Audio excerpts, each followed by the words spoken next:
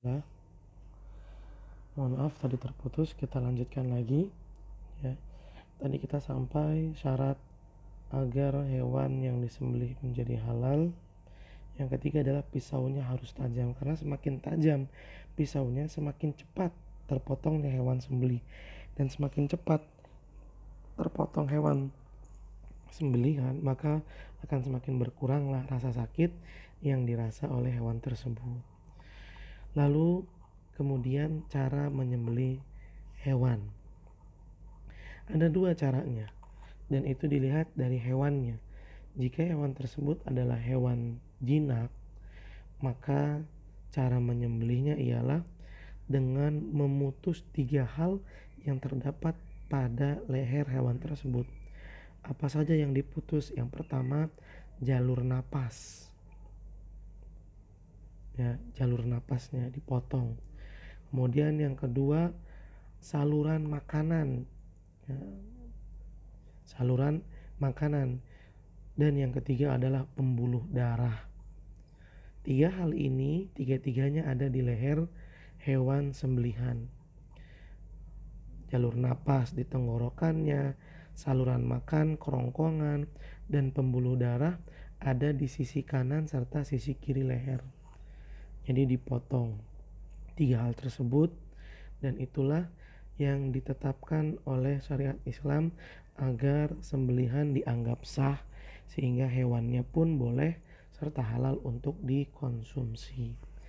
Yang kedua yaitu hewan buruan. Ini bukan hewan yang jinak tapi hewan buruan. Untuk hewan buruan, maka caranya ialah sebelum menembak hewan buruan tersebut atau sebelum melepas anak panah atau anjing buruan yang telah terlatih, maka terlebih dahulu mengucapkan bismillah. Ya, mengucapkan bismillah.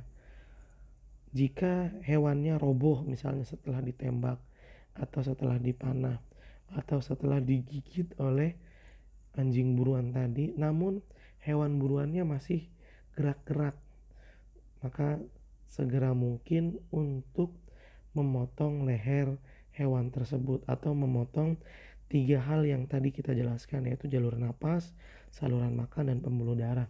Itu jika hewan yang diburu tadi masih sekarat ya. Ketika kita datangi, kita dekati, ternyata hewannya masih sekarat, maka silahkan disembelih. Itu dia pelajaran yang ke-9 tentang hewan sembelihan. Mari kita baca pelajaran ke-9 ini. Pelajaran 9 hewan sembelihan. Pernahkah kamu mengkonsumsi daging sapi, daging kerbau, atau daging ayam sebelum dagingnya dimasak? Hewan-hewan itu disembelih terlebih dahulu. Menyembelih yaitu mematikan hewan yang halal dengan cara yang disyariatkan oleh ajaran Islam dengan tujuan untuk dikonsumsi. Hewan yang disembelih dengan cara yang benar halal untuk dimakan. Sedangkan hewan yang disembelih dengan cara yang tidak disyariatkan haram untuk dimakan. Oleh karena itu, kita harus mengetahui cara penyembelihan hewan yang benar. A. Jenis hewan sembelihan. Di dalam syariat Islam, ada hewan yang harus disembelih terlebih dahulu agar halal untuk dimakan, dan ada pula yang tidak perlu disembelih terlebih dahulu. Hewan yang harus disembelih sebelum dimakan yaitu semua jenis hewan ternak atau unggas. Contohnya sapi, kambing, ayam, ayam, angsa, dan bebek. Hewan-hewan tersebut halal dikonsumsi apabila disembelih terlebih dahulu dengan cara-cara yang telah ditetapkan oleh syariat. Adapun hewan yang halal dimakan tanpa harus disembelih terlebih dahulu adalah belalang, serangga yang dihalalkan, dan semua jenis ikan. B. Cara penyembelihan hewan. Dalam menyembelih hewan ada hal-hal yang harus diperhatikan. Di antaranya adalah sebagai berikut. 1. Penyembelih harus beragama Islam dan berakal sehat. 2. Diawali dengan menyebut nama Allah. 3. Pisau yang digunakan harus tajam. 4. Untuk hewan yang jinak, cara menyembelihnya harus A. Memutus jalan napas di tenggorokannya. B. Memutus saluran makanan, kerongkongan. C. Memutus pembuluh darah yang ada di kanan dan di kiri lehernya.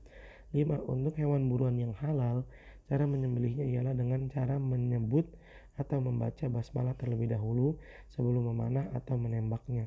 Setelah itu hewan tersebut boleh dipanah pada bagian tubuh mana saja yang dapat mematikannya. Rasulullah SAW bersabda, hewan yang mati dengan alat yang mengalirkan darah dan disebut nama Allah ketika menembaknya, maka kamu boleh memakannya. Hadis sahih riwayat Bukhari. Mudah-mudahan pembelajaran kita pada pagi hari ini bisa mendatangkan manfaat dan ilmu yang barokah untuk kita. Tetap di rumah, jangan kemana-mana, sering-sering mencuci tangan, dan ketika makan maka bacalah doa agar makanan tersebut menjadi makanan yang bergizi untuk kita, meningkatkan daya tahan tubuh kita dan kesehatan kita. Semoga Allah Subhanahu wa taala segera menghilangkan wabah penyakit virus corona ini agar keadaan bisa kembali seperti sedia kala. Kita tutup dengan doa kafaratul majelis. Subhanakallahumma wa bihamdika, asyhadu an la ilaha illa anta, astaghfiruka wa atubu ilaik. Billahi taufiq wal hidayah. Assalamualaikum warahmatullahi wabarakatuh.